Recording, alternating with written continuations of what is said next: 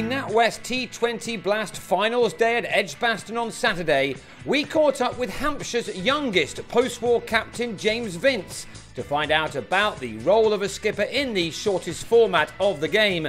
He took over from Dimitri Mascarenhas for this tournament this season and has led his county into a fifth successive finals day, where they played their semi in the second match of the day against Lancashire.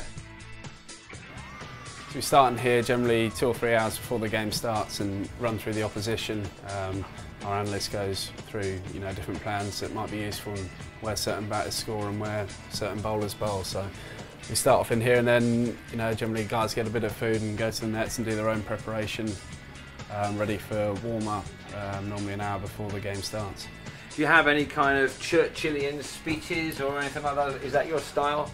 No, at this point, when we get together in here, the guys are fairly relaxed and we go through the opposition, like I said, get some food and get our own preparation done, and then when we meet down on the ground at 6 o'clock, that's when we have a little chat about the game coming up and really start switching on for the game.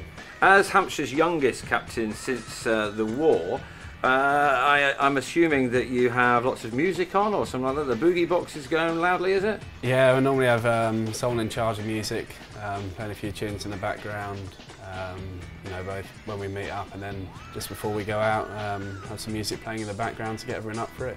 And then if we're lucky enough to win, we all meet back up here at the end and gather around that table and go through our team song. And what's the team song? I won't give you a rendition now. What's the name of it?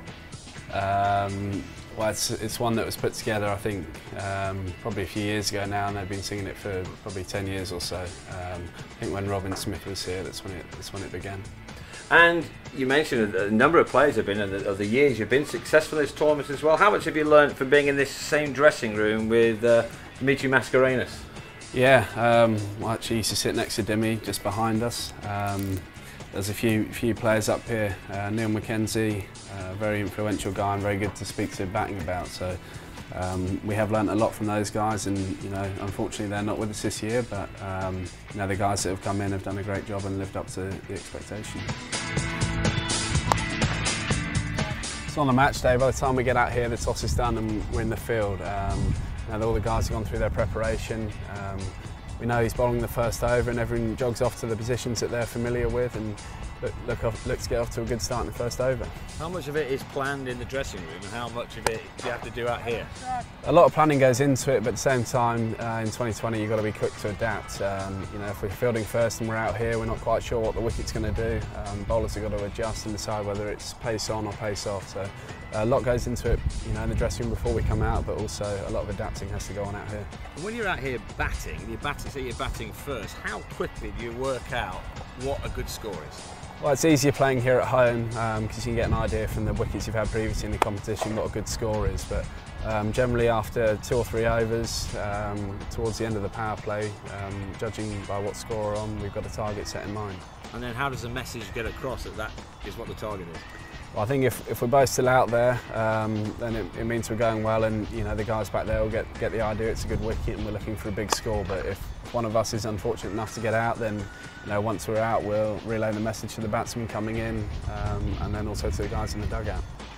And I suppose this dugout has completely changed your role within it anyway. Now you're captain. Yeah, it has. I used to, sit in the corner and watch the boys and cheer them on, but now there's a bit more thought when I'm sat down here and communication with Banks as to what might be a good score, or if we're going to change the order slightly. It's obviously unique to the NatWest T20 Blast that you've got the dugout. Does it change the atmosphere at all? No, I think you get pestered a little bit from behind at times, but like I said, with the fast-paced nature of 2020, it's something that's been brought in and makes the batsmen get out to the middle a lot quicker. And does it add to a little bit of banter as well, both amongst the players and with those members of the crowd who are near you? Yeah, it can be. We have some cheerleaders here as well, so some of the boys like to get down the dugout, gives them a slightly better view of that. But everyone's got their own reason for sitting down here. But it is a place where we do talk through what's going on out in the middle and prep the next batter for what his role is. And in the field, packed house at Edgbaston on Saturday, you've got to try and communicate with lots of noise. How does that work? Yeah, I think I'll give up on speaking. You know, I'll make sure the guys are looking at me at all times and make sure that everyone's ready to go, as I'm sure they will be. So they'll have to keep their eyes open and be ready to go at all times. And how much are you looking forward to doing this job in front of a packed house in Birmingham?